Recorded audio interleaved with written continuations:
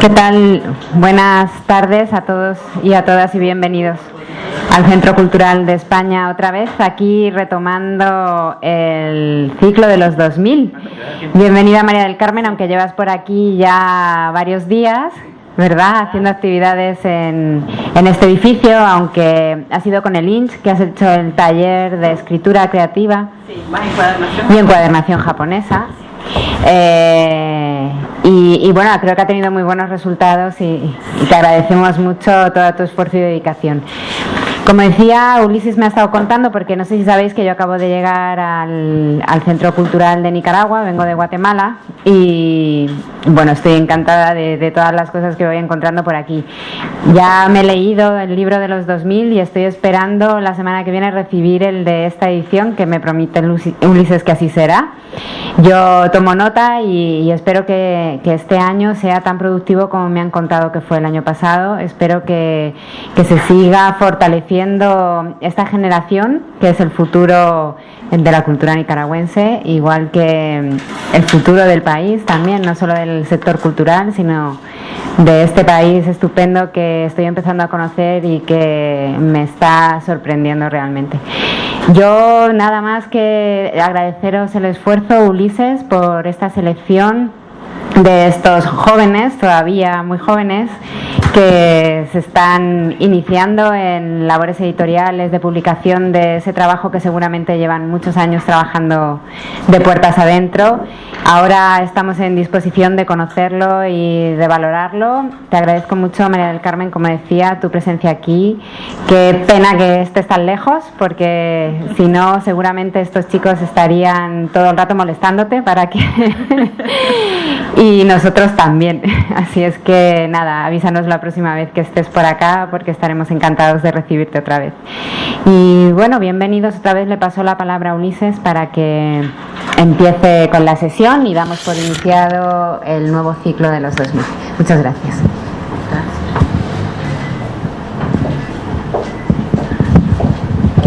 Gracias, Inmaculada.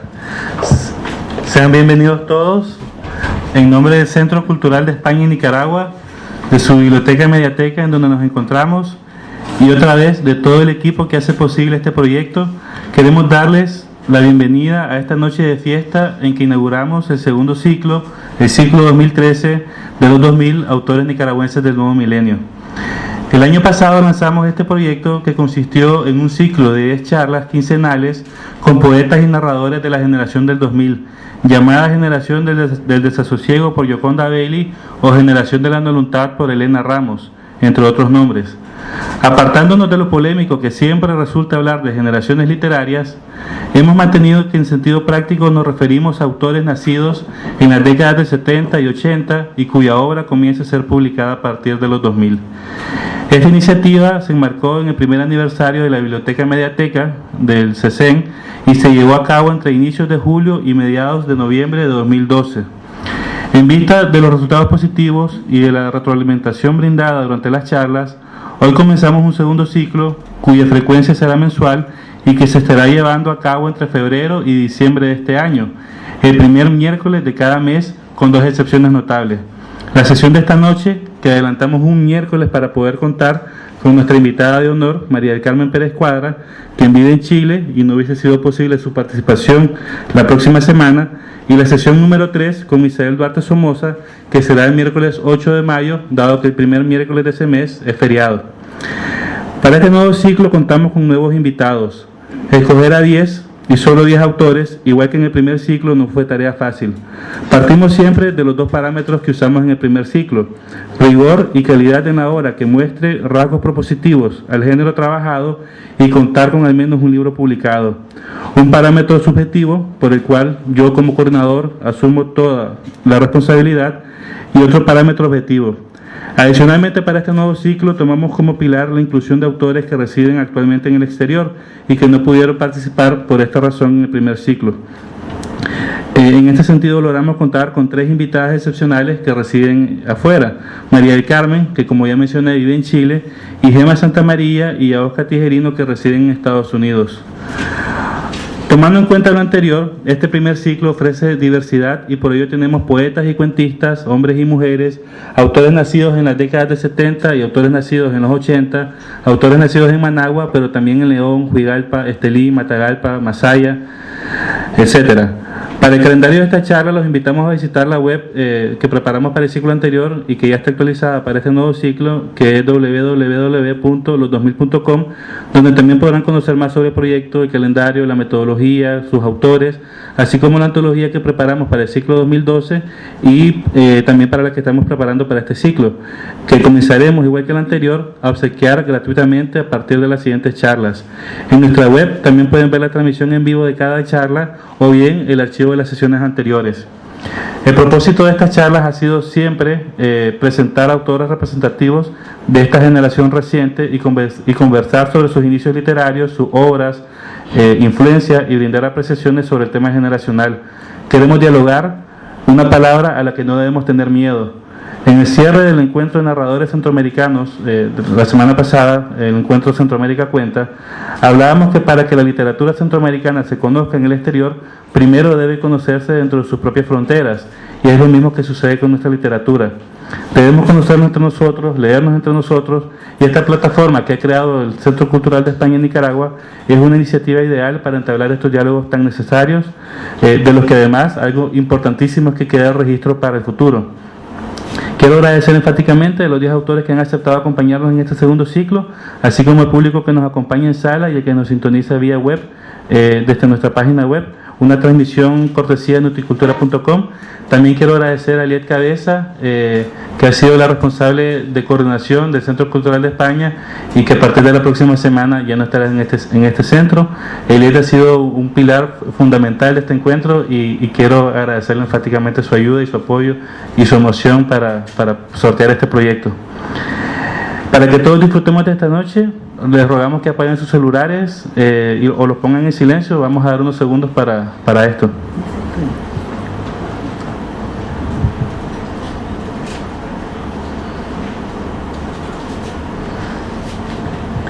Para esta sesión de inauguración tenemos el honor de contar con nosotros con María del Carmen Pérez Cuadra, nacida en Jinotepe en 1971. María del Carmen es narradora, poeta e investigadora de literatura centroamericana, autora del libro de narraciones Sin Luz Artificial, con el que ganó el premio único del segundo concurso centroamericano de literatura escrita por mujeres Rafaela Contreras en el 2004, año en que también fue publicado por el Fondo Editorial CIRA.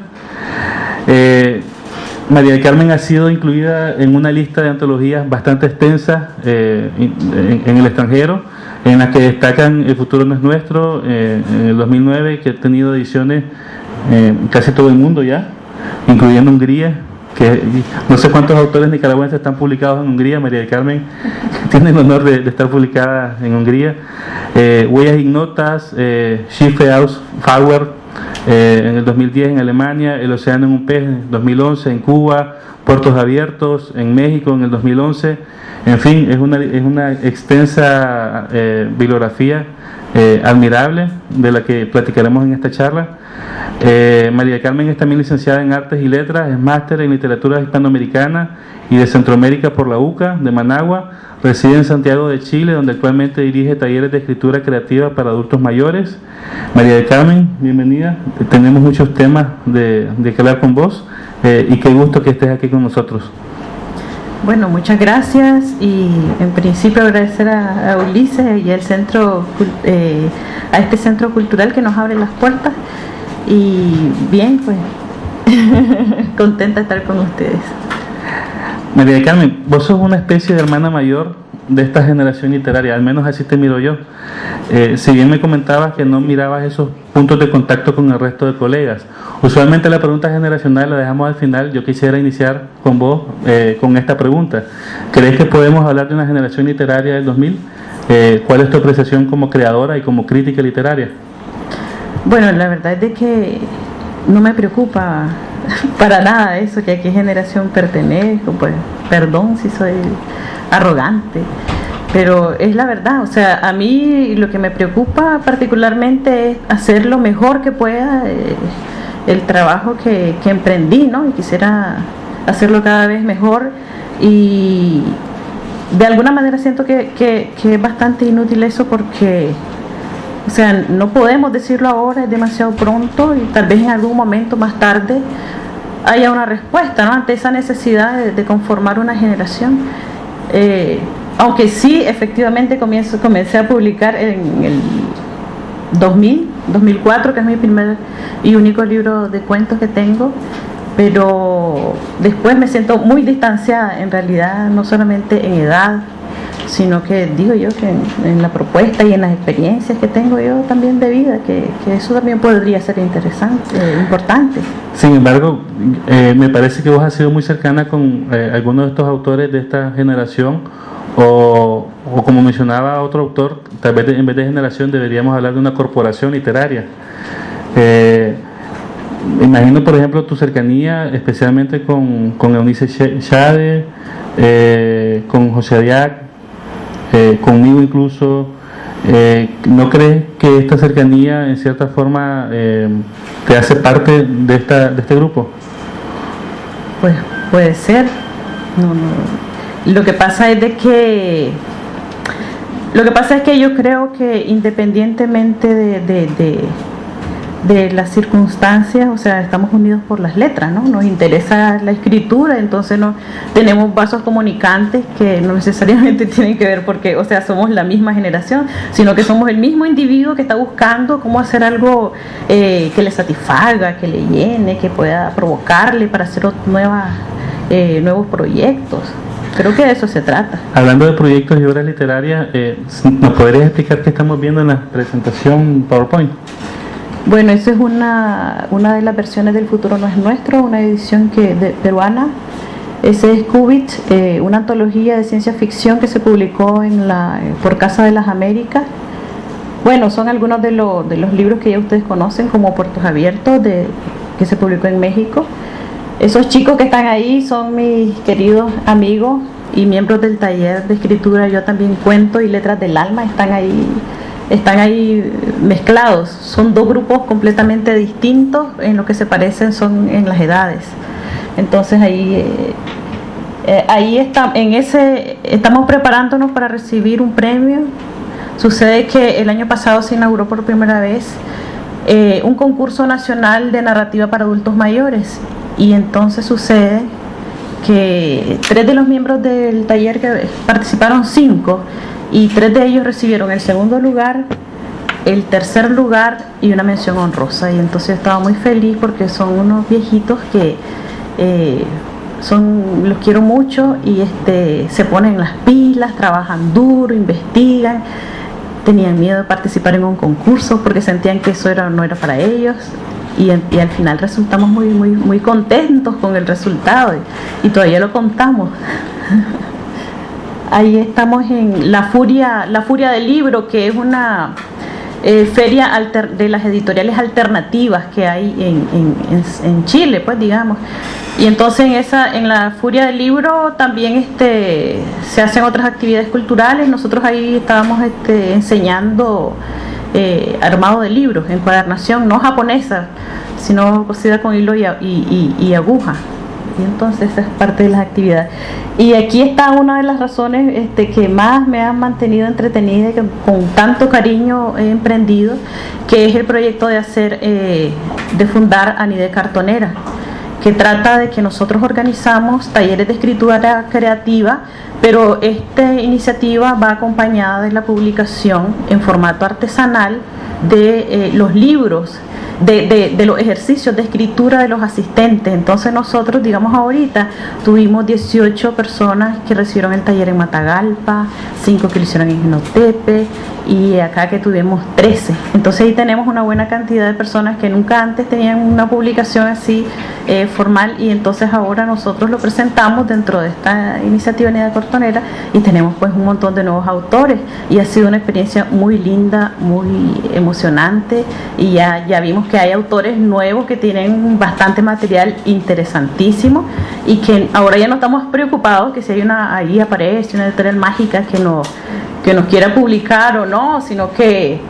o sea, está en nuestras manos autoinventarnos, y creo que eso. Y bueno, y eso también es uno de los libros, eso es tampoco puedo leerlo. Schiffe Ausbauer. Aquí Hansel es el único que... Joya. Lo siento, ¿no? María del Carmen, remontémonos al inicio. Vos venís de una familia muy humilde, de analfabetos. Tu familia materna es Jinotepe, tu familia paterna de Mazatepe. Y me comentabas que tus primeros contactos literarios fueron con la Biblia y con los periódicos que llevaban a tu casa. ¿Cómo es la infancia, cómo es tu infancia y cómo llegas a interesarte por las letras?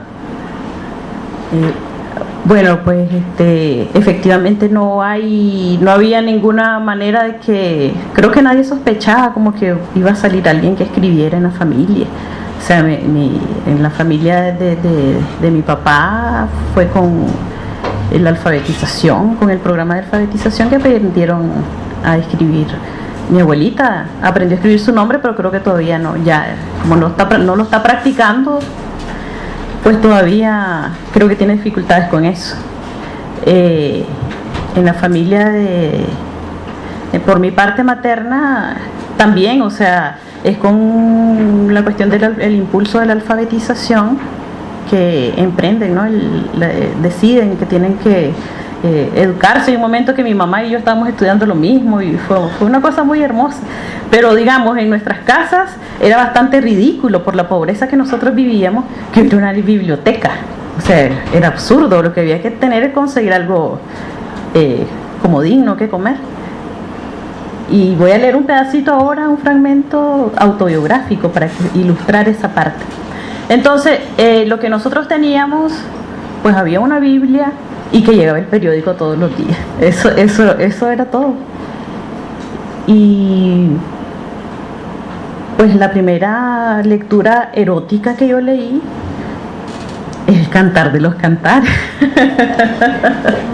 Una lectura así que me daba miedo, que no me dejaba dormir. Imagínense ustedes el Apocalipsis. Y así conflictos morales, espirituales, historias, todas las que aparecían ahí. Entonces, como decía Borges, es el libro de literatura fantástica más grande que se ha escrito. Todo era fabuloso, comenzando a abrir las páginas y hay una serpiente maldita que está ahí molestando a la mujer y la mujer cae. Hay una cuestión, entonces yo encontraba ahí que había un discurso, había un propósito, había una historia, o sea, tantas cosas que me daban miedo, cosas que me daban curiosidad. Entonces como texto, como una cosa que me provocara de alguna manera, pues eso, en medio de nuestra situación humilde y todo, pues esos son mis referentes. Y esta curiosidad innata por la literatura, ¿sentís que tuvo algún momento en que te movió a estudiar justamente letras? Porque en tu contexto tal vez tampoco se miraba venir en el futuro que ibas a estudiar letras. No solo que te interesaras por las letras, sino que lo decidieras como carrera. Me comentabas que al final estudias letras porque es lo que más se acercaba a lo que te gustaba. Lo que pasa es que, o sea, cuando yo estaba en secundaria, me comencé a hacer un montón de preguntas y me sentía como que estaba muy incompleta mi formación. Entonces sentía que para comenzar una verdadera carrera, pensé, yo ni siquiera he leído muchos libros, voy a estudiar una carrera que tenga que ver para tener una formación humanística, lo que sé es muy poquito, no sé nada de historia, me quería formar de esa manera y lo que más se parecía a una formación así quería ilustrarme, me parecía que saber un poquito de literatura iba a satisfacer mis necesidades espirituales, pero también estudié al mismo tiempo administración de empresas, porque también pensé, no solamente alimentar el intelecto, también quiero saber algo de las matemáticas y ubicarme bien en el mundo. Una mirada muy inocente, pero eso era. Me decías que siempre sentías también en esa infancia, en esa primera juventud, una necesidad, una urgencia de llenar todos esos huecos de tu formación. Quisiera que me comentaras un poco cómo fue tu llegada a Managua, tus años universitarios. Hasta este entonces lo único que has escrito es un diario en el que escribías pequeñas narraciones, poemas, descripciones, que entiendo desapareció por completo. Sí. Y no has publicado en ningún periódico, ni ningún suplemento hasta la universidad. Hasta la universidad, sí. llegué a la universidad en 1990, me matriculé en Granada y fui una vez nada más acompañada a la universidad. Y sucede que era por la noche la carrera. Yo no tenía entendido que después de las 5 de la tarde no había buses de vuelta para Jinotepe. Y eso no me importaba, no le había puesto mente. Y el primer día que yo tenía que volverme a Jinotepe, yo iba para el Israel Levit desde la UCA. Y entonces un señor me dijo, pero niña, ¿cómo se te ocurre? Ahí, no te puedes bajar ahí. Y entonces me asusté. Entonces me di cuenta de que era como una burrada, ¿no? Lo que y luego, o sea, a tal extremo que cuando llegué al 7 Sur no sabía si iba a pedir RAI para la izquierda o si iba a pedir RAI para la derecha. Absolutamente. O sea, ese es mi encuentro con la capital. Y bueno, pues por suerte que la actividad que había en el grupo era muy hermoso, muy coherente en las mismas búsquedas que yo andaba. Y entonces conocí al profesor Franz Galich, Bárbara Druscher, a Juan Sobalbarro, a Marta Leonor González, que ahora trabaja en la prensa, seguramente todos la conocen. Están muy metidos en este ambiente de la literatura. Y entonces esta misma relación hizo que publicara por primera vez ensayos que tenían que ver, que eran el resultado del trabajo que hacíamos en el Seminario Permanente de Investigación de Literatura Centroamericana. Y comencé a publicar en El Ángel Pobre y luego en la revista 400 Elefantes, que entonces era de Carola Brantome, la Marta Leonor y Juan. Había alguien más, pero ahorita no recuerdo. Y quisiera que me comentaras un poco más sobre cómo influyó en vos el Seminario Permanente de Investigación. Entiendo que fue para vos un momento muy decisivo en esta etapa de búsqueda. Sí, porque lo que pasa es que nos daba la formación académica que realmente estábamos buscando, la completaba el Seminario de Investigación, porque entonces nosotros realmente aprendimos metodología de investigación documental. Entonces es que nosotros aprendimos que debíamos de tener un método para llegar a lo que estábamos buscando, algo que en la universidad como que se quedaba a un lado.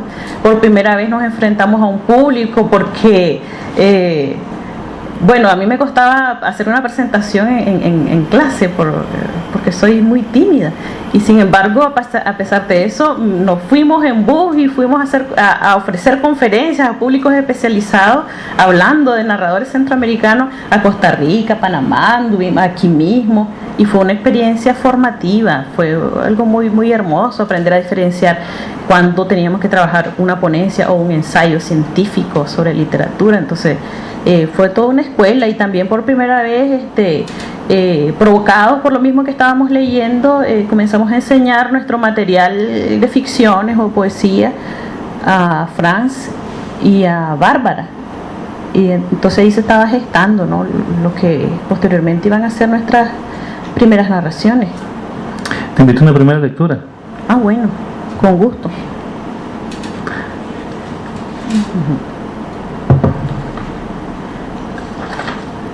Les quiero leer un ejercicio que hice para el taller de Juan Pablo Sutherland. Era un taller de escritura autobiográfica. Entonces lo voy a leer tal como se solicitaba. No es muy extenso. Ejercicio número 2. Seleccionar foto de álbum familiar. Desarrollar anécdota a partir de una imagen, una página y media. O sea, esto no es un cuento. Álbum familiar. No tengo fotos de mi niñez, y me habría gustado tener una foto de aquel día en que casi enloquecimos de tanto jugar. Pero tengo en la memoria casi como una foto viviente. Por poco y siento las cosquillas que duelen como garras picosas entre mis costillas y el estómago. Ese día nos habíamos quedado solos, pero nada más por un rato. Ella estaba en el trabajo y él había salido a pesar del toque de queda. No sé si papá llevaba una bandera blanca, pero era lo más seguro. Lo imagino ahora en una foto Polaroid en sepia, borrosa. Mi padre camina en medio de una calle vacía pero brillante, casi blanca de tanto sol amarillo. Los guardias en color bronce oscuro asedian en las esquinas. Pero él avanza, agita una bandera blanca hecha quizás de un palo de escoba y un pañal de gasa de mi hermana bebé. En la cocina, hecha de 3 pedazos de piedra cantera, entre gris y negro de tanto hollín, se entrelazaban unas ramas secas, casi como abrazándose unas con otras para protegerse de algo. Quizá del frío, porque allí en esa cocina no ardía ni una chispa. ¿Y para qué íbamos a encender el fuego? ¿Para qué si no teníamos nada más que agua y sal? Por eso fue que mis hermanitos menores y yo inventamos un juego con tal de olvidarnos del hambre. Yo, la mayor, la más alta y más gorda, era Godzilla. Mi hermanito menor encajaba bien en el rostro y estructura ósea de Gutsuki. Y entre los dos luchábamos por acabar con los planes de nuestra terrible enemiga, nuestra siniestra hermana bebé, Drago Baby. Pasamos más de media tarde jugando hasta que apareció él. Se le veía una expresión feliz en el rostro. En la mano izquierda traía un par de bolsas con lo que imaginamos carne de pollo y aceite vegetal. Mientras él abría la puerta, nosotros, bañados de sudor y mugre líquida, interrumpimos bruscamente nuestro juego. Nos quedamos boquiabiertos, fascinados con lo que imaginamos la cena. Ni siquiera lo saludamos. Ni siquiera nos alegramos de que hubiera podido regresar sano y salvo. Simplemente chillamos con todos nuestros pulmones y empezamos a arreciar las cosquillas, los brincos y los soplidos ultrasónicos contra la pancita de Drago Baby. Simulábamos un ataque entre ultrasónico y pedorrífico o algo así. El entusiasmo nos aceleró el corazón y disparó enfermizamente en nuestra imaginación teleformada el desafío de una batalla espectacular, una nunca antes vista, una nunca antes vivida. Grrr, psh, flash, boom, boom. Mientras tanto, él encendió el fuego, auxiliándose de un plástico derretido. Al instante las ramas empezaron a arder con entusiasmo. El aceite sobrecalentado explotaba con furia. El olor se esparcía como disparos. Era tan poderoso que nos arremolinamos cerca de la cocina para ver cómo papá dejaba caer parsimoniosamente sobre la sartén una docena de cabezas de gallina. Olía fuerte el aire cuando la grasa hirviente freía las crestas y los cuellos blancuzcos de las aves. Un líquido rojo sucio y espeso chorreaba de entre los picos entreabiertos, y desde el fondo un ojo nos observaba a través de una telilla traslúcida de esa que tienen los animales cuando están muertos. Pero él nos empujaba, diciendo: aléjense, se pueden quemar. Eso decía papá.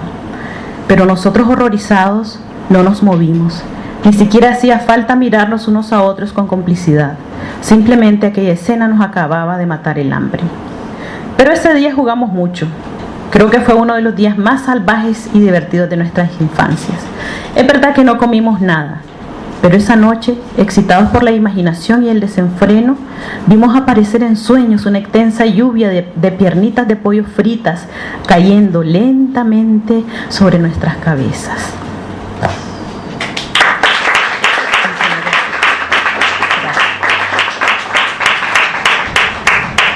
Nunca vi la literatura como un oficio, sino como una ilusión. En la charla previa con María del Carmen me comentó esta frase que se quedó revoloteando en la cabeza, y quisiera preguntarte justamente sobre esto que comentabas, la ilusión tuya de la literatura. Me comentabas que en tu forma de ver las cosas, la literatura era lo que te haría feliz, te ha hecho feliz. Sí, lo que pasa es de que para mí la escritura, aunque sean una página y media, es como, o sea, es una obra de arte, es un desafío, es duro hacerlo, pero también o sea, uno se propone, ¿no?, qué cosas querés lograr en esa obra. Entonces cuando vos la ves realizada, o sea, que está realmente lo que vos te habías propuesto hacer, es una felicidad inmensa, te haya costado lo que te haya costado.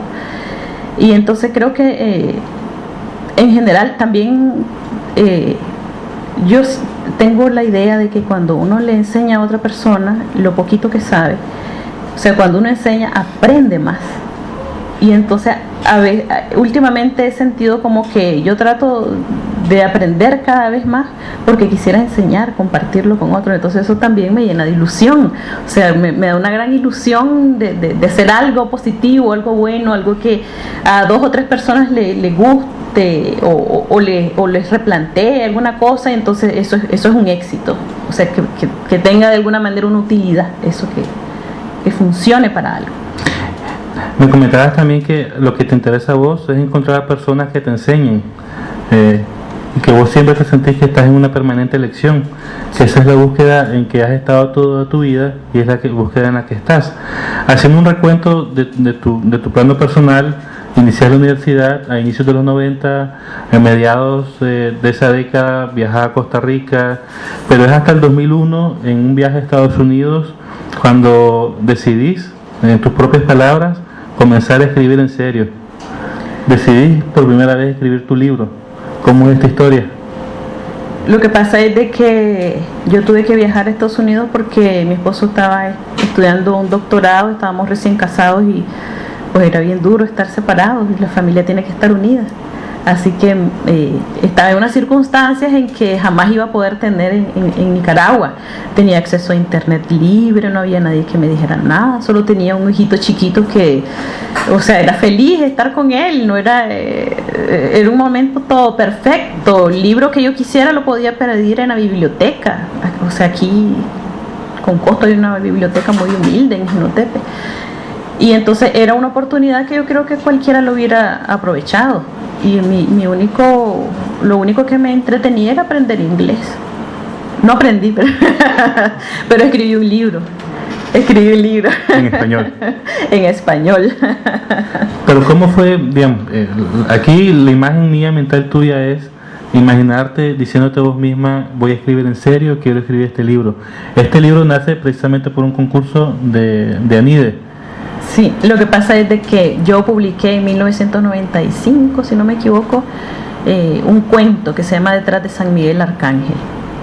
Y entonces siempre hay gente que está investigando y entonces aparecía alguien que me preguntaba, ¿y dónde podemos encontrar otros cuentos suyos? Porque lo que pasa es de que casi no hay narradoras en Nicaragua, sobre todo hay muchas poetas, pero hay muy pocas narradoras.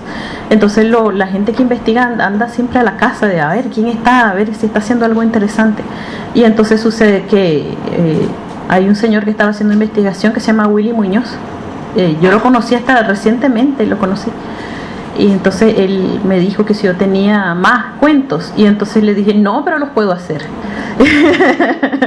Y entonces comencé a escribir disciplinadamente y estaba en eso cuando vi que había un concurso de cuentos en Nicaragua. Y entonces organicé lo que me parecía que estaba más o menos, que tenía sentido y lo envié. Eso sí, dije, esto de los concursos a mí no les tengo confianza. Entonces si por alguna extraña razón yo ganar ese concurso, se va a llamar Sin Luz Artificial, porque no hay nadie que me esté empujando, nadie me conoce, ninguna de ellas son mis amigas, no tengo que ver con la Asociación Nicaragüense de Escritoras, muy arrogante yo, así soy. Y entonces lo mandé y por suerte que gané el primer lugar. En 2004. En el 2004. Y hay una anécdota muy curiosa que no sé si todos conocen de la presentación de ese libro. Sucede que yo estaba embarazada y no quería que mi hijo naciera en Estados Unidos, yo quería que fuera nicaragüense. Así que me dio desesperación por venir antes de que fuera peligroso viajar. Y entonces sucede que cuando ya estuvo por fin terminado el libro, se presentaba yo parí el 15 y en la madrugada, y ese día se presentaba en diciembre.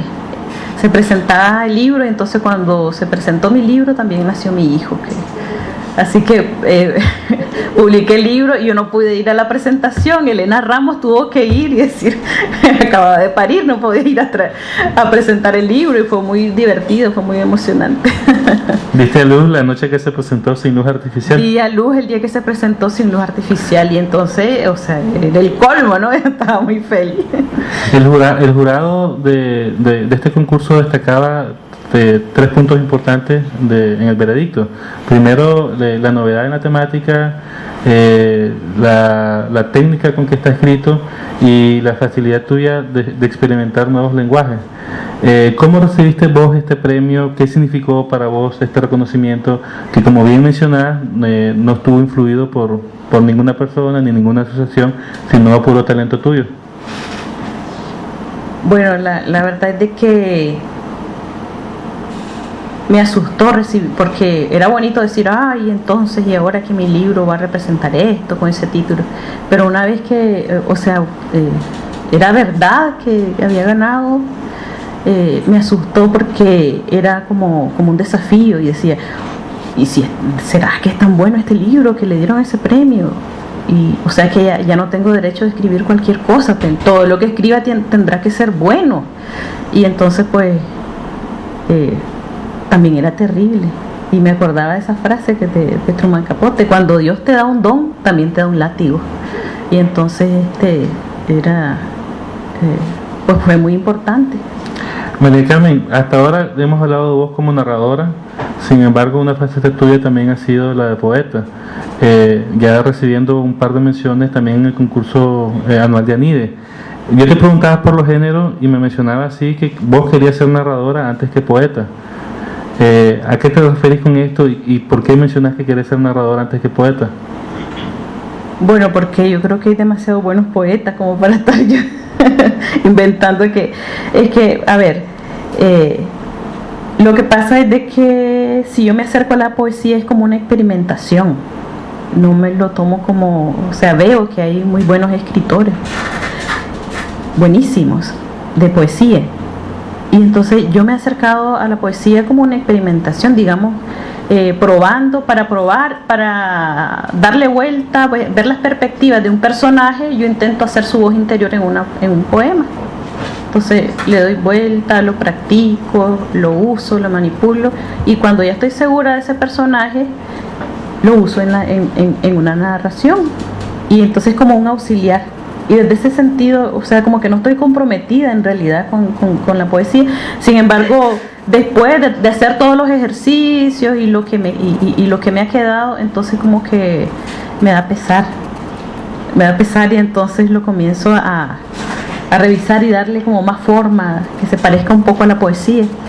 Pero claro, o sea, yo no creo que tampoco me siento un gran desafío con la narrativa.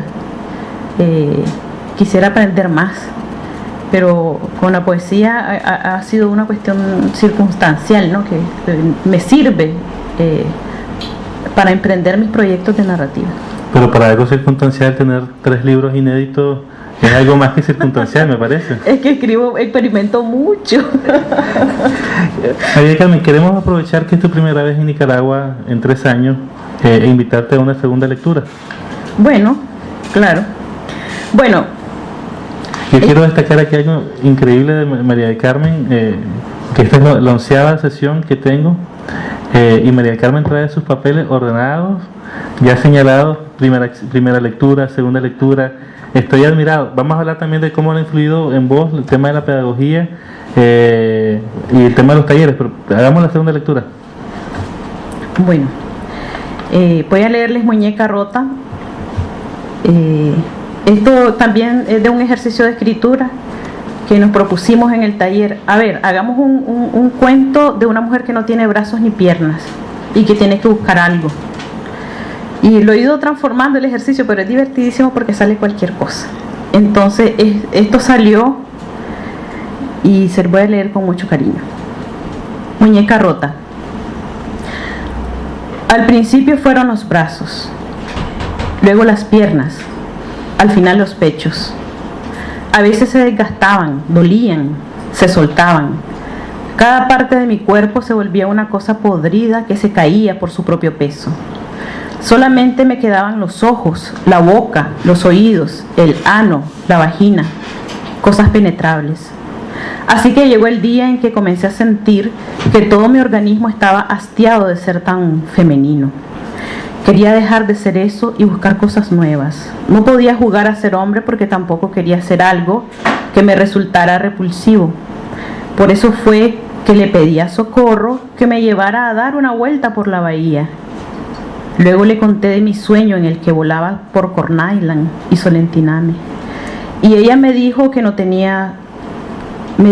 tenía sueños raros, que todavía no podía olvidar el último que le conté sobre las entrañas del Cocihuina, la aventura con el hombre que hacía sandboard en las laderas del volcán. Entonces yo me reía a grandes carcajadas. Reconozco que mis carcajadas eran exageradas y no me extrañaría que Socorro hubiese sentido miedo de mí. Ella no parecía ya asustarse de mi estado físico. Sin embargo, no creo que ocurriera lo mismo con respecto a mi estado mental. En todo caso, no era mucho lo que yo podía hacerle. ¿Con qué manos la empujaría? ¿Con qué pies la patearía? ¿Con qué senos la amamantaría? ¿Con qué corazón? Ella era tan dulce.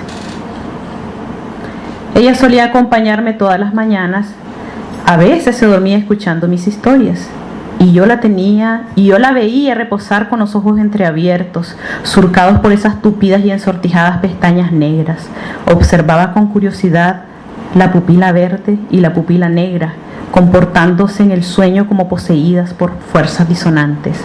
Quizás la tolerancia de Socorro tenía que ver con la mía, al no molestarla por el hecho de tener los ojos de color disparejo. Me llevó hasta muy cerca. Socorro, le digo, ¿hasta qué punto sos capaz de ayudar a tu prójimo? Y ella se sonreía como boba para responderme, hasta el infinito y más allá. Y yo en tono irónico, pero qué niña más graciosa. Le pedí que me llevara en la silla hasta el borde del muelle y ella me advirtió que era peligroso. Soy tu hermana, me dice, no tu asesina. Y entonces la convenzo de que nada me va a ocurrir. Le advierto que todo está bien, que yo sé que ella se preocupa por mí. Soy su única familia, lo sé bien. Acepta y entonces le digo que le voy a contar una nueva historia, que empiezo sin vacilar. Había una vez un hombre que pescó en su red a una sirena de sexo abultado y piernas largas y voluptuosas.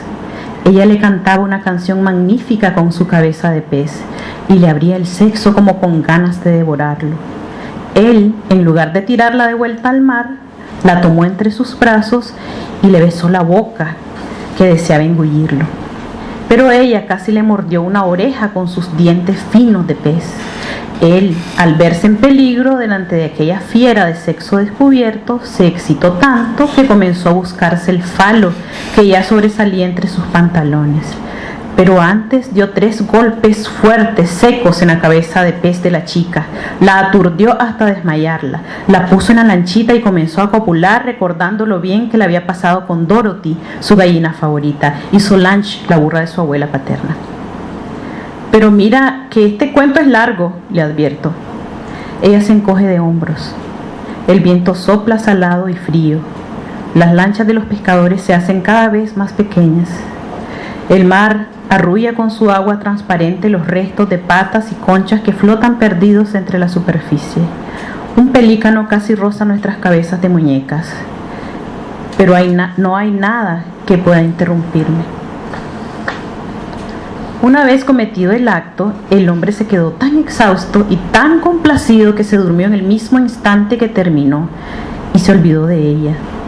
Entonces la chica pez se recupera y, como es más animal que humana, se percata de que un gusano manchado de sangre se asoma por la portañuela del varón, y ella naturalmente abre bien las fauces y saca con avidez los dientecillos de sierra y ¡zas!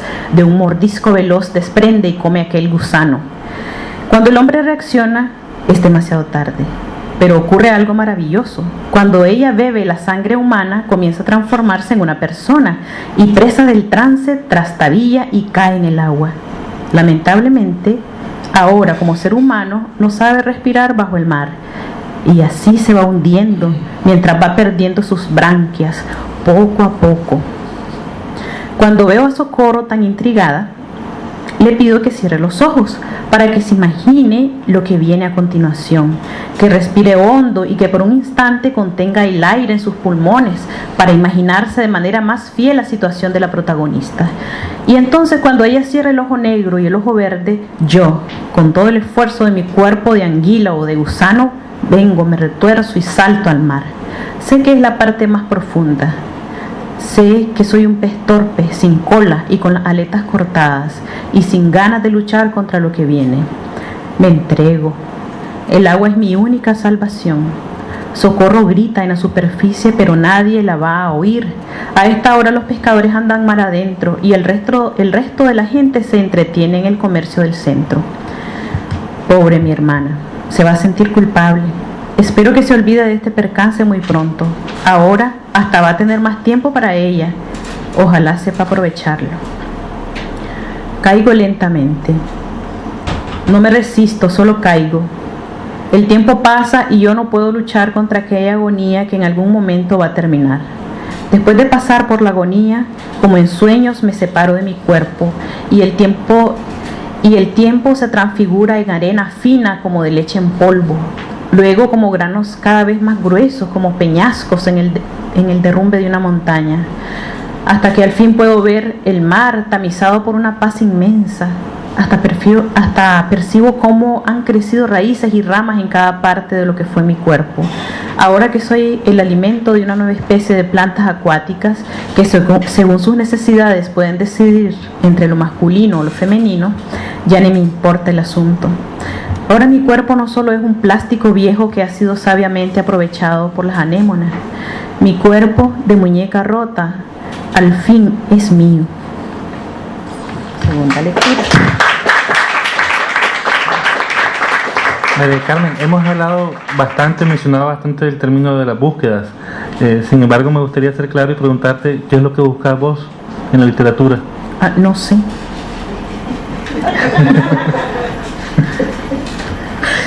De verdad no sé. Busco muchas cosas. Por ejemplo. Busco aprender, ¿no? O sea, que en mi propio ejercicio haya algo que sienta yo, aquí hace falta esto, y entonces buscar nuevos autores que me ayuden a completar eso que me hace falta. Pero en realidad no quiero encontrarme con un texto que diga, ya, estoy satisfecha, aquí se logró todo. Todo lo contrario, o sea, yo quiero que haga algo, necesito que haga falta algo para tener camino que andar. Y entonces si ya, o sea, fuera como poner un huevo y ya listo y no hay nada que hacer. Entonces, pero no, o sea, cada texto es un gran reto, y entonces es hermoso ver las grietas, ¿no? Los detalles, qué necesita, qué le hace falta, y calcular, presentir, esto me lo puede satisfacer fulanito, este autor trabaja esta parte en la que yo estoy muy cruda, y entonces hay muchas búsquedas. Esa podría ser parte de lo que busco, ¿no? María del Carmen, y en el tema de la angustia y las influencias, no hemos abordado esto. ¿Qué autores fueron para vos relevantes en tu formación? ¿Qué autores lo son en la actualidad? Si tienes algún autor que vos crees que predomina en tu escritura. Yo creo que no tengo un autor que predomine en mi escritura, porque, o sea, he leído todo, ¿no? Los clásicos desde Homero, la Biblia, lo que he podido leer, todo. Entonces no he tenido como una línea de que yo me sienta identificada y que he ido madurando con ese autor. Lamentablemente no. Pero sí, me he preocupado por leer los autores nacionales, Lisandro Chávez, por ejemplo, Rosario Aguilar, y son autores que enseñan, son autores que yo, por ejemplo, ahorita busco en el libro que vos mismo editaste, publicaste, Los monos de San Telmo, y busco la estructura de Lisandro Chávez Alfaro, y yo me quedo sorprendida de cómo fue capaz de elaborar ese cuento. Y bueno, pues es que hay tanta escuela que uno puede seguir. El señor presidente, por ejemplo, de Asturias. O sea, de Asturias, o sea, uno va, lee el señor presidente y digamos, lees la Biblia, después Corintellado, Vaqueros, y de repente llega el señor presidente, te mueve todo el mundo, ¿no? Y entonces todos estos autores los he visitado así y yo no sé, ojalá, te imaginas qué alegría sería que haya un poquito de todos ellos en lo que yo hago, o sea, sería pretencioso, pero ahorita creo que algo de Marosa de Giorgio está tanto en mi poesía como en mi narrativa. Ya vamos a hablar de Marosa Di Giorgio porque es la autora que vos vas a presentar en el capítulo correspondiente al autor que sentís que te influye en la actualidad. Pero antes tenía una pregunta previa. En el tema de la pedagogía, ¿cómo te ha influido? Vos empezás a dar clases desde muy joven, has dado clases preescolar, primaria, secundaria, a nivel universitario, has dado talleres por cuenta propia de literatura, esta nueva pasión que es el encuadernado. ¿Cómo influye en vos la pedagogía? Me comentabas que para vos la pedagogía siempre ha sido aparte de la literatura. Si puedo atreverme a decirlo, para vos la pedagogía había sido un oficio totalmente distinto a la literatura, hasta este punto en que llegas a los talleres y me decís que ya empieza a hacer una sola búsqueda, ¿no? Sí.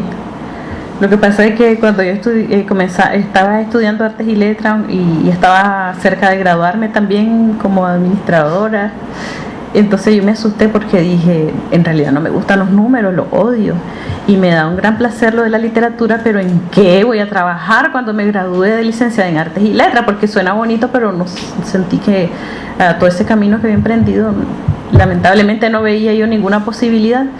Entonces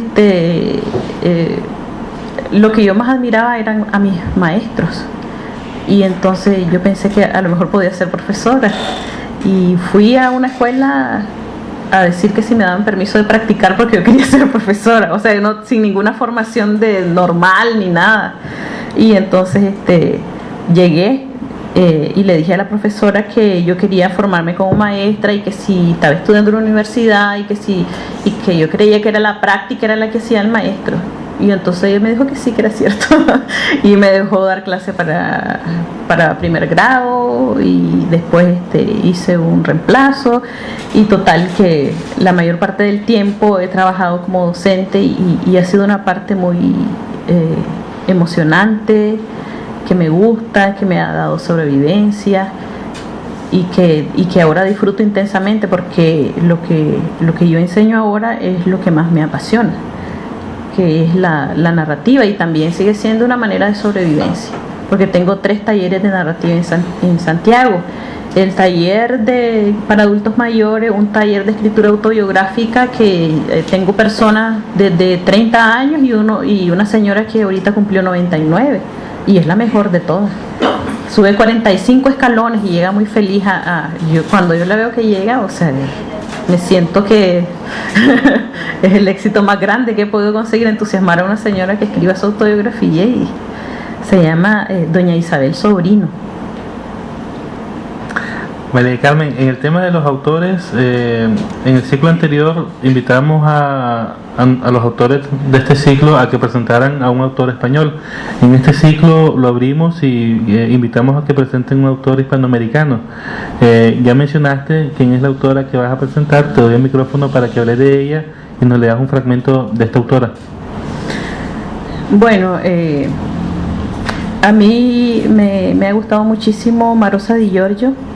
Me pareció una autora con una capacidad perturbadora para cuando escribe. A mí me parece que a veces me siento que es dulce, violenta, macabra, todo encuentro en ella.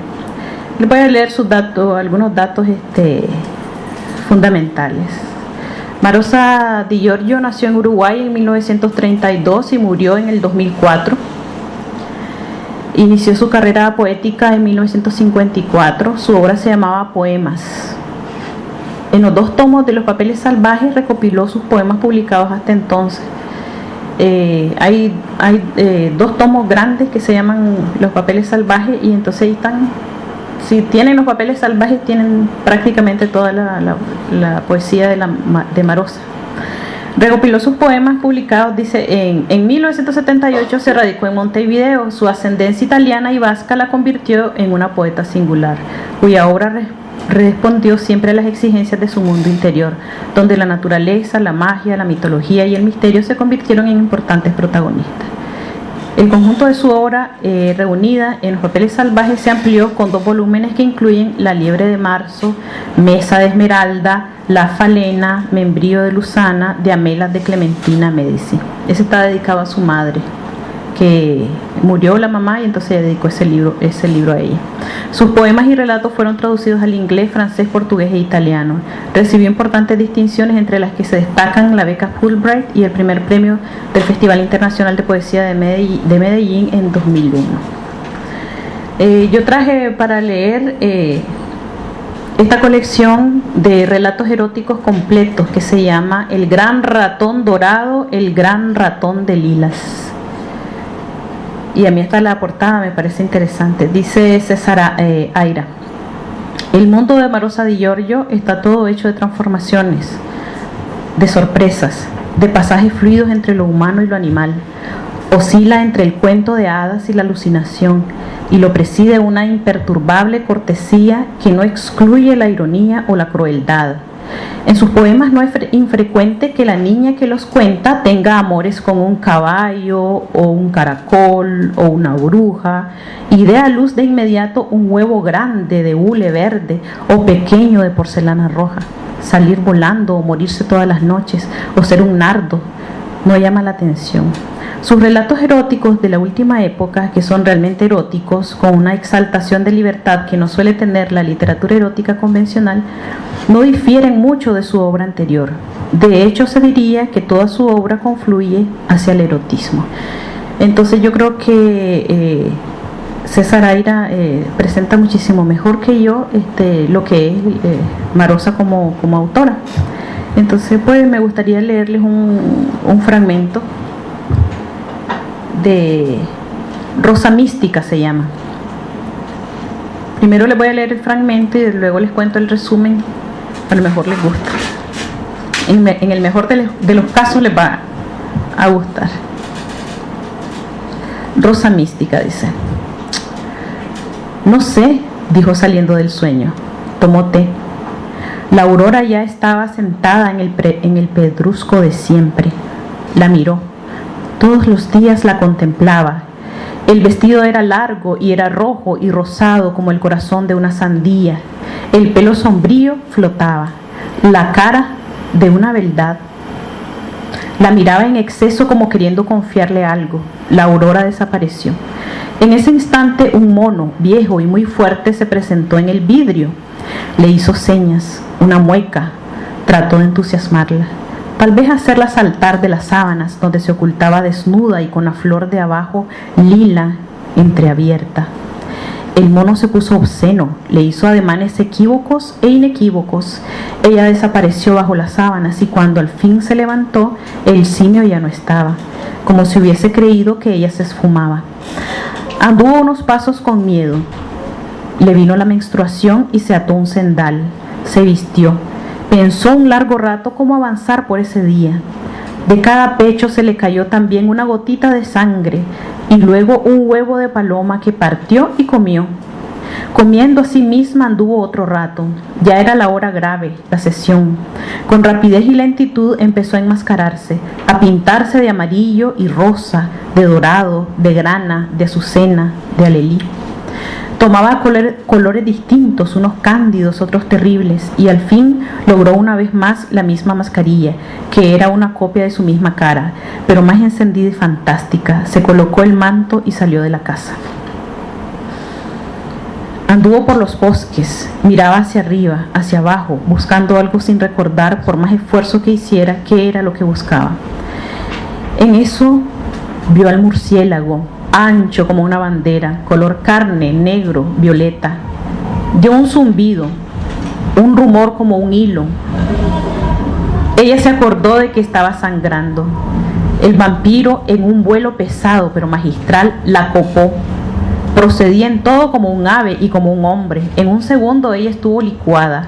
El ambiguo animal le aleteaba en la parte íntima como un gallo. Ella empezó a sentir y a ratos ya vibraba como una flauta, un flautín. No sabía que tenía tal mandolina. El extraño marido se apartó y volvió tratando de obtenerla por otros sitios. Había perdido el rumbo y se le aplicó en la cara y en un brazo y luego se fue. Quedó olor a sangre, se dijo. ¿Por qué me habré quitado el cendal? Se dijo. Ahora quizás sí lograré lo que quiero. Soy otra, fingiré. No lo digo a nadie. Su máscara gesticulaba levemente, hablaba como si fuera de carne. Debajo la carne estaba pálida. Fue su día aciago. Tamaño día. Entró por una ventana y se acostó en el suelo. De cada pezón siguió saliendo un río de gotitas de sangre y de huevecitos, todo nupcial, y ella se lo comía. Hubo mañanas en que bordaba sin lograr nada, luego del tazón de té y de construir pacientemente la mascarilla. La invitaron a ver el Monte de los Monos y se negó. Nadie sabía que ella había sido ya requerida y estaba en peligros. Eran unos montes chicos, oscurísimos. En cada uno habitaba un simio viejo y soltero. Cada uno era casi negro y lascivo. El que compareció en el vidrio habitaba uno de los montes. Se preguntaba si había perdido la calidad. Tal vez sí, tal vez no. Y si eso le impedía lo otro. A ver, ¿qué había pasado? Ya no se daba cuenta. Era una mañana de lluvia, pero igual había mucho sol y aparecían caracoles. Tenía terror de que su madre la hallase deformada. Dijera gritando: ¿qué te han hecho? ¿Pero qué? ¿Cuándo pasó? Entre las bromelias la madre indagó. Le midió el tallo, el tamaño del vientre, el peso de cada pecho. La dejó pasar diciendo: cuidado con las plantas. La madre no la nombraba. Así ella no sabía su nombre. En los días siguientes algo se desprendió de su ser y se fue para siempre. Fue una primavera extraña, capaz de pararle el corazón. Nacieron crisantemos. Una gallina dio un pollo desde el vientre, como una vaca. No quería mirar. Era otra vez una azucena, con la corola enmascarada, cerrada a toda cosa y esperando el gran día. Estaba en ascua, criaba yemas y no las fecundaban. Soñó que tenía hijillos por todos lados y eran pimpollos. Lloraba soñando. Al despertar con la boca apretada a la almohada, volvió a llamar al murciélago, que nunca más vino. Creo que eso es suficiente. ¿El resumen que vas a contar? ¿El resumen que vas a contar? Rosa Mística a mí me asustó. La primera vez que yo leí eso no podía ni dormir. Me pareció la cosa más horrible que había leído en toda mi vida. Porque, o sea, la mujer que no está claro que si es una flor, si es un pájaro, si es una máscara, qué cosa es, pero es un sujeto femenino, se le meten cosas vivas por los pezones, y entonces yo me imaginaba como una herida. Entonces entran, salen, y entonces ella toca música por medio de los pezones, es capaz de embarazarse ella sola y aborta cada vez que quiere. Y entonces es un sujeto pervertido, que se va autoembarazando y va y copula murciélago, no sé, hay un montón de cosas ahí extrañas.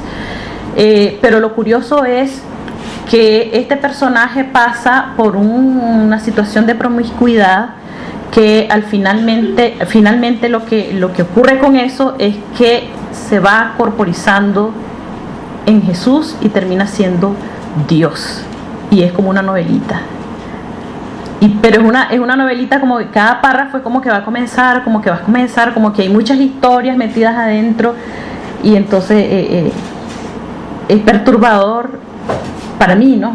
Es impactante, sugerente, sugestivo, y algunas de las cosas que ella hace, pues a mí me gustaría en algún momento poder hacerlo. Tal vez no en la misma dirección, pero aprovecharle alguna de su técnica de escritura. Bueno, muchísimas gracias, María del Carmen. Damos espacio al público si tienen comentarios, preguntas, percepciones o alguna idea que quieran compartir con María del Carmen. Aprovechar que es la primera vez en 3 años que está con nosotros, y que prácticamente está aquí hasta esta semana nada más.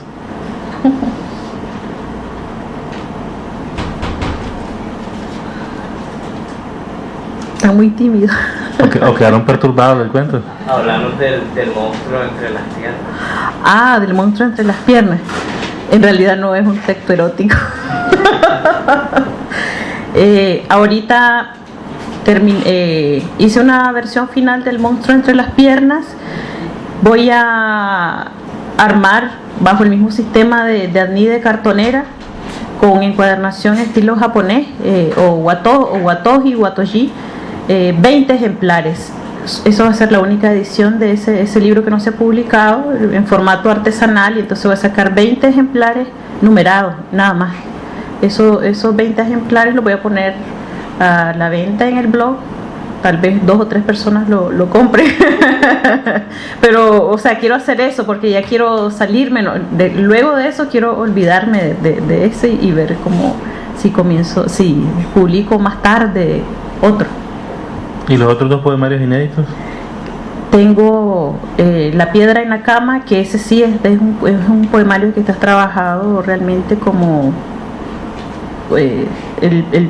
lo que yo estaba practicando precisamente es trabajar un tema erótico. El ejercicio que hago es de trabajar el erotismo, y luego tengo conversaciones con Kiarostami, que realmente es el resultado de este libro que estoy terminando de revisar, que es Una ciudad de estatuas y perros, y que tiene que ver con una reflexión de la ciudad, de Santiago. Entonces reviso Santiago, pero reflexionando con películas precisamente de Kiarostami. ¿Cómo influye en vos el vivir en Santiago, no vivir más en Nicaragua, escribir desde el exilio? La verdad es que me cambió completamente el panorama. No, me suena rara esa palabra. No me siento exiliada. Estoy muy feliz. Me parece que exilio es de tortura.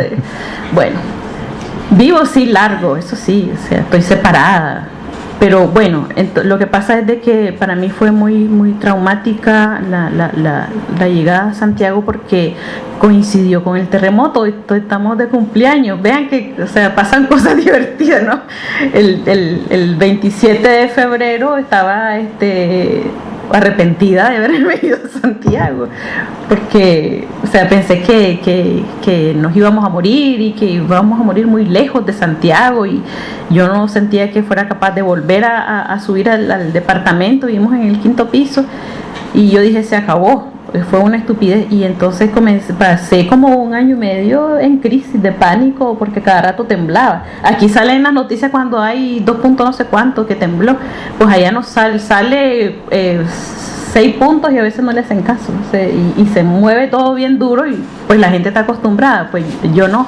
Entonces fue muy traumático, muy difícil, pero después pensé que te vi todavía vos en la feria, y vos te diste cuenta que me daba pánico entrar al metro, me daba miedo entrar al metro, pero luego pensé, no, hay muchas cosas que son decisiones que uno toma, y entonces decidí que ya había pasado demasiado tiempo deprimida, y entonces comencé otra dirección, ¿no? Concentrarme nuevamente en lo que yo estaba escribiendo, organizar los talleres y incorporarme a la vida cultural de Santiago, y en eso estoy. Y te incorporaste muy bien, porque además de terremoto, Santiago te dio una beca para terminar sí. ese libro de cuentos. Sí, con suerte que este año decidí aplicar, bueno, el año pasado, en diciembre, decidí aplicar a las becas que da el gobierno de Chile a autores que tengan proyectos de escritura. Son como 40 líneas de subvención que dan ellos. Y claro, imagínense que solo hay como 7 millones de personas en la región metropolitana, entonces este es un concurso nacional, y entonces pues para mí fue entre miles. Fue, sí, miles de personas que concursaron, y pues yo no lo creí, porque hay mucha gente talentosa, joven, están en su mejor momento, y como que beneficiar a una persona extranjera, o sea, desconocida. Pues para mí fantástico, estoy ahora me siento integrada, estoy muy contenta. ¿Otra pregunta o comentario? Sí. Ahora que dijiste que querías estudiar más la técnica de la escritura que presentaste, ¿qué significa realmente estudiar la técnica y ver qué aprendió la edición? ¿Qué significa realmente? Ver cómo está manejando el discurso. ver qué alcance, qué perspectiva tienen las representaciones alegóricas o simbólicas que hace, desde qué punto está escribiendo ella, por ejemplo, del feminismo o de lo femenino, descuartizarlo, deshacerlo, estudiarlo, verle todos los ángulos que tiene, y entonces ver que si hay algo que a mí me guste, ¿qué podría yo practicar de eso? Te pregunto, comentario. Marianela. Sí, bueno, yo primero quiero agradecerle a mi instructora del taller de cultura creativa porque es la primera vez que yo había tomado un taller de algo en relación a la literatura y me pareció fascinante la técnica que María del Carmen usa como instructora, dice ella, facilitadora, realmente se le recomienda estar en un taller. Pues muchas gracias. La parte creativa, porque pueda tener... Estoy hablando, me gustó tu respuesta en relación al tema de las generaciones, porque en realidad había muchachitas de 20 años, señores de 50, 60 y pico, y ella logró construir un hilo que nos unió a todos, o sea, más o menos como las puntadas del Guatoyí. O sea, cada uno éramos un agujerito que se iba hilvanando. Entonces yo le agradezco mucho a mi instructora y realmente estoy súper estimulada, y yo creo que me puedes contar dentro de las cosas que has logrado despertar en otras personas a través de tu enseñanza. Y luego también como Anide, también te queremos agradecer muchísimo. O sea, ella es muy modesta, pero realmente hizo un enorme trabajo manejando 3 talleres en sus vacaciones, aquí en Managua, en Matagalpa, en Jinotepe, y tocó las venas de 36 personas, pues, que van a estar ahí tocadas un poquito por esa escritura. Entonces, nuevamente, muchísimas gracias. Ahora tengo una pregunta ya como curiosa de la narrativa, y es: ¿cuál es tu opinión en relación al cuento breve? Porque tus cuentos son más largos, no he leído un cuento pequeñito tuyo, pero quisiera ver qué opinas en relación a eso y qué... Pero qué, o sea, ¿cómo el cuento breve? Sí, por ejemplo, o sea, ¿qué potencial tiene o cómo en esta época pues funciona el cuento breve? A ver, bueno, nosotros en el taller estamos trabajando un cuento, estamos intentando hacer un cuento básico, o sea, que tuviera un juego, que tuviera una estructura determinada y que al final, si fuera posible, hubiera una sorpresa. Pero la verdad es de que en la actualidad se escriben cosas diversas, ¿no? Porque a veces el cuento puede ser solo lenguaje, un juego de lenguaje. Entonces la gracia que tiene una narración breve ahorita contemporánea es el juego con el que vos estás entreteniendo a tu lector. Y entonces, como decía, puede ser el lenguaje, puede ser el tiempo, puede ser el discurso, puede ser otra cosa, no necesariamente eso. En el taller que nosotros estamos procurando pasar eso, porque a mí se me ocurrió, en las artes plásticas uno puede pasar un año dibujando una botella, una vela y reflejar la luz, ¿no? Entonces cuando yo ya conseguí manejar el claroscuro y todo eso, ya soy libre, puedo hacer otras cosas. Entonces yo pensé que también como un primer acercamiento a la narrativa puede ser demostrar, yo domino esta estructura básica, soy capaz. Pero también decirles que eso no es lo único que existe, y que lo que hay en la narrativa corta es un montón de posibilidades que estamos invitados a explorar, a ver qué cosas le sacamos ahí. Y contrario del cuento breve, la novela, ¿vos tenías una novela en preparación? Es que siempre tengo varias cosas en preparación. Tengo una novela breve, sí, pero no quiero contar todavía los detalles. ¿Otra pregunta, comentario? Si no hay pregunta o comentario, los invitamos a un pequeño brindis en la parte de atrás de estas instalaciones. Les agradecemos la asistencia. La siguiente charla es el primer miércoles del mes de abril con Gema Santamaría, que viene especialmente desde Estados Unidos para conversar con nosotros. Muchas gracias a todos.